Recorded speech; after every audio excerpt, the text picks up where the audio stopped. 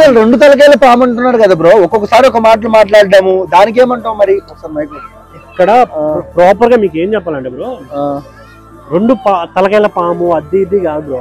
ప్రతి మనిషికి తన వర్షన్ ఉంటది, ఆపోజిట్ వర్షన్ ఉంటది. మనం రెండు కంపేర్ చేసుకొని ఏది మంచి అనేది తీసుకుంటాం. దాంట్లో తప్పేముంది? ప్రతిసారి ఆలోచించకుండా బుర్రతక్కువ డెసిషన్ తీసుకోవాలనేం లేదు కదా. అంటే అన్ఎక్స్పెక్టెడ్ గా తీసుకున్న ప్రతి డెసిషన్ మంచి అయినప్పుడు ఆలోచన తీసుకునే డెసిషన్ ఎందుకు మంచి కాదు? ఇమాన్యుయల్ వెళ్ళింది, ఇమాన్యుయల్ కప్పు గెలవడానికి. అప్పుడు ఇమాన్యుయల్ గురించి ఆలోచించుకోవాలా, మిగతా వాళ్ళ గురించి ఆలోచించాలా? కానీ ఇమాన్యుయల్ అంటే ఒకసారి లవ్ అంటాడు, ఒకసారి ఫ్రెండ్షిప్ అంటాడు, ఒకసారి అమ్మ అంటాడు.